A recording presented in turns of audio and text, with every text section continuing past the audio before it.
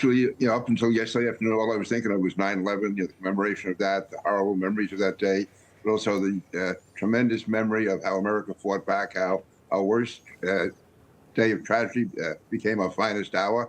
And then, of course, there was out of nowhere, the assassination of Charlie Kirk. And this is, again, an example of something that has to be stopped in our country.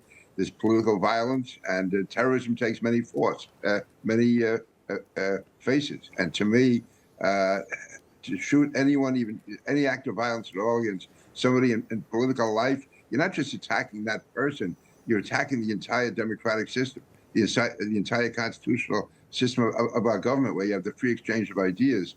And to interfere with that political dialogue is, to me, to interfere and to obstruct democracy. So every effort has to be put into it at the federal, state, and local level. And many of the techniques that we've perfected in going after terrorism, international terrorism, Islamist terrorism, now will have to be used also to spot and stop and cut off domestic terrorists, political terrorists, before they get a chance to act.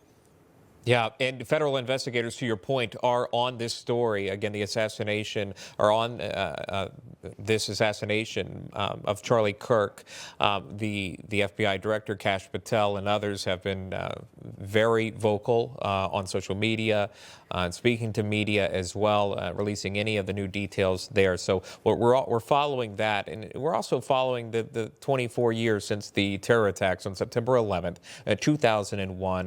The world changed. The country changed. The United States changed. The Department of Homeland Security obviously developed right after this.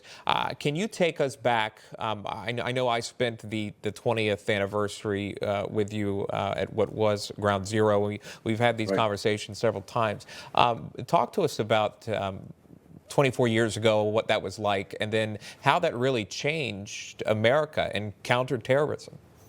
It changed America. It certainly changed me. I mean, that morning started off very routine. In fact, that evening there was supposed to be a big lawn party at the White House. The president annually has it every year for members of Congress and their spouses. My wife was supposed to fly up the night before fly down the night before from LaGuardia Airport to D.C.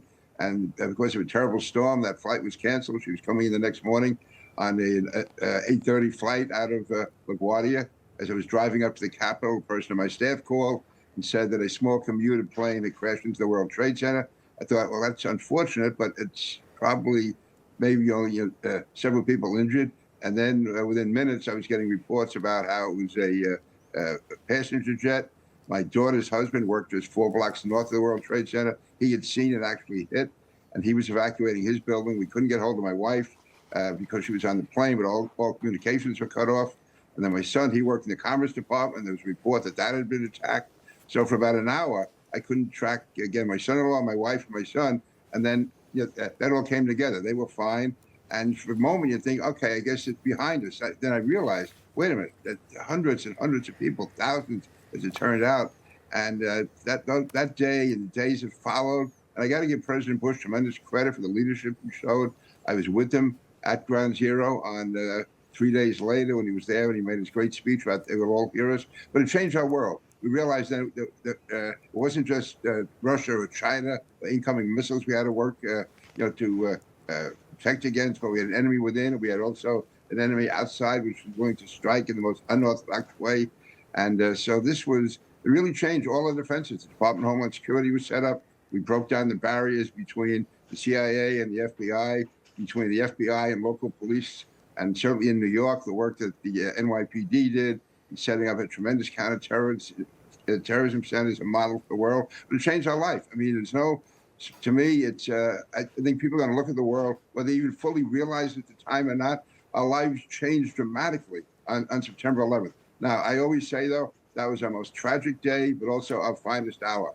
How America fought back, and I give so much credit to those cops and firefighters, many of them, unfortunately, I knew, who were charged into those buildings, literally ran into the fires of hell to save others, and they lost their lives. But if they hadn't done that, I'm thinking, suppose they hadn't gone in, suppose they had lost their nerve, suppose they'd gone the other way, suppose they had just refused to enter the towers, what kind of a signal would that have sent to the world and to the American people? They became the model for where we were going as a country. We were going to fight back overcome the enemy, and stay strong.